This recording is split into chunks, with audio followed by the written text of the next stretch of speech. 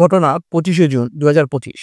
দক্ষিণ কলকাতার একটি নামকরা আইন কলেজে ঘটে যায় এমন এক ঘটনা যার জন্য দেশবাসী প্রস্তুত ছিল না। সেদিন দুপুর প্রায় 3:30টার দিকে এক 24 বছর বয়সী মেয়ে সে কলেজে যায় শুধুমাত্র তার ফর্ম জমা দিতে। সে ছিল প্রথম বর্ষের ছাত্রী এবং এটা ছিল তার রুটিন কাজ। কিন্তু কলেজে পৌঁছে কিছু পরিচিত মুখ তাকে বলে একটু অপেক্ষা করতে। সে ভাবে হয়তো কোনো আলোচনা হবে, কিন্তু মেয়েটি জানতো না তার জন্য অপেক্ষা করছে ভয়ঙ্কর এক সন্ধ্যা। সন্ধ্যা প্রায় 7:30, যখন কলেজের ক্যাম্পাসে চারদিকে অন্ধকার নেমে এসেছে। সে সময় 3জন ব্যক্তি, যাদের নাম ছিল মনোজিৎ মিশ্র, বয়স 31 বছর, জাইব আহমেদ, বয়স 19 বছর, প্রমিত মুখার্জি, বয়স 20 বছর। মনোজিতের কাছে ছিল নির্জন রুমের চাবি।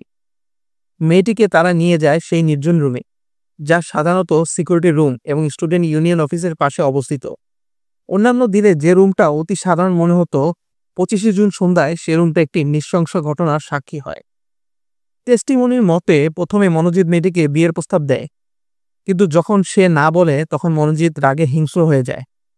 সেখানে তারা মেয়েটিকে শারীরিক হেনস্থা স্বীকার করে এবং তাকে। আপনারা চিন্তা করুন, মানুষটা কত পৈশাচিক হলে এমন কাজ করতে পারে। যেখানে জাইদ ও প্রমিত মেয়েটিকে বাঁচানোর চেষ্টা তো করেইনি, বরং বাইরে দাঁড়িয়ে পাহারা দিচ্ছিল সিকিউরিটির জন্য, যেন অন্য কেউ এসে না পড়ে। আমি তো অবাক হয়ে যাই এটা ভেবে যে সেও তো কারো মেয়ে, বোন। জাইব ও প্রমিতের এই অ্যাকশন ধারা স্পষ্ট হয় তারা মনোজিৎকে এই নৃশংসতায় সাপোর্ট করেছে। মেয়েটি তাকে বাধা দেওয়ার চেষ্টা করে, পা ধরে অনুরোধ করে ছেড়ে দেওয়ার। সে জানায় তার প্রেমিক আছে, সে কাউকে ঠকাতে চায় না। কিন্তু কিছু শোনেনি মনোজিৎ। সে পুরো ঘটনাটা ধরা পড়ে একটি মোবাইল ফোনের 90 সেকেন্ডের ক্লিপে, যেটা অভিযুক্তরাই রেকর্ড করেছিল ওই মেয়েটিকে ব্ল্যাকমেল করার জন্য, যাতে সে কাউকে কিছু না বলে। মনোজিৎ মিশ্র এই কলেজের প্রাক্তন ছাত্র এবং অস্থায়ী কর্মচারী। আগে সে মেয়েদের অধিকারের পক্ষে আওয়াজ তুলত। আপনাদের কাছে বিষয়টা কেমন লাগলো না? যে মেয়েদের অধিকার নিয়ে কথা বলে তার কাছে সেই মেয়েটা সেফ না। আমার কাছে তো লাগছে, কারণ একজন মানুষ পৃথিবীর সামনে শো করছে যে সে নারী অধিকার নিয়ে কথা বলছে, নারী অধিকার নিয়ে সে খুব অ্যাক্টিভ, কিন্তু পরক্ষণেই তার কাছেই একজন নারী সুরক্ষিত না। তাহলে কি তার সব লোক দেখানো ছিল? আপনাদের কি মনে হয় কমেন্ট বক্সে অবশ্যই জানাবেন। মেয়েটি লড়েছিল, নিজের সর্বোচ্চ শক্তি দিয়ে বাধা দিয়েছিল, কিন্তু সে তো একা ছিল। একটা মেয়ে হিসেবে সে যে সাহসিকতার সাথে লড়েছিল সে সকল হিংস্রদের সাথে, তা আসলেই প্রশংসনীয়। তাকে আঘাত করা হয়েছিল একটা স্টিক দিয়ে, গলা এবং শরীরে ক্ষতের চিহ্ন পাওয়া গেছে। এমনকি সে যখন প্যানিক অ্যাটাকে ভুগছিল তখন ইনহেলার চাইলেও তাকে ঠিকমতো সাহায্য করা হয়নি। এই ঘটনা চলে প্রায় 10টা 50 পর্যন্ত। 3 ঘন্টা ধরে এক তরুণীকে একা ফেলে রাখা হয় সেই ঘরে। যাওয়ার সময় অভিযুক্তরা হুমকি দেয়, কিছু বললে ভিডিও ছড়িয়ে দেওয়া হবে, পরিবার ও প্রেমিকের ক্ষতি করা হবে। অবিশ্বাস্য হলেও সত্যি, মেয়েটি নিজের শেষ শক্তি দিয়ে সেই ঘর থেকে বেরিয়ে আসে এবং সাহস করে থানায় রিপোর্ট করে। এটা ছিল একটা বড় সিদ্ধান্ত।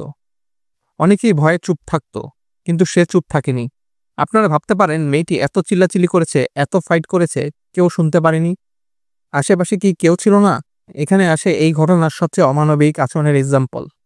এই ঘটনার একজন প্রত্যক্ষদর্শী ছিল, তবে সে ছিল সাইলেন্ট অডিয়েন্সের মতো।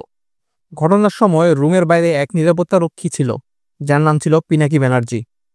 তিনি সব জানত, কিন্তু সবচেয়ে দুঃখের বিষয় হলো তিনি অভিযুক্তদের সেই সময় বাধা দিতে কোনো পদক্ষেপই নেননি, কিছুই করেননি।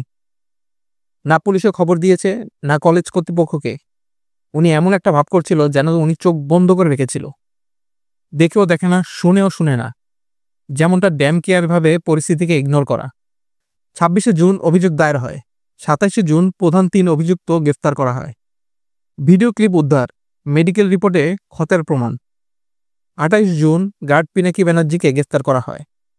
কলেজ এখন সিল করা হয়েছে এবং বিশেষ তদন্তকারী দল তৈরি করা হয়েছে। ফরেন্সিক রিপোর্টে অভিযুক্তদের দোষ স্পষ্ট। ঘটনাটি নিয়ে রাজনীতি তুঙ্গে, একদিকে প্রতিবাদ, অন্যদিকে দোষ চাপানোর খেলা। কিন্তু আমার শুধু একটাই প্রশ্ন, ছেলে হোক আর মেয়ে হোক, নিরাপত্তা কোথায়? শিক্ষা প্রতিষ্ঠান কিভাবে এই অপরাধীদের প্রশ্রয় দিচ্ছে? আজকে এই মেয়েটি সাহস করে উঠে এসেছে, ভয় না পেয়ে মামলা দায়ের করেছে, বিধায় আমাদের সামনে এসেছে। তবে এমন মেয়ের সংখ্যা খুব কম। নয়তো অনেক মেয়েরা আছে যারা চুপ করে থাকে, তাদের সাথে হওয়া ক্রাইমের কথা অজানাই থেকে যায়। আর এই ধরনের অপরাধীরা সমাজে বিনা শাস্তিতে, বিনা ভয়ে ঘুরে বেড়ায়। এই ঘটনা আমাদের মনে করিয়ে দেয়, যতদিন না আমরা সমাজের দৃষ্টিভঙ্গি পাল্টাতে পারি ততদিন এমন ঘটনা বন্ধ হবে না। এই ঘটনাটি শুধু এক তরুণীর নয়, এটা আমাদের সমাজের, আমাদের ব্যর্থতার। এই ঘটনার আপডেট পেলে আমি অবশ্যই জানাবো। এখনই সময় প্রতিবাদ এবং বদলের।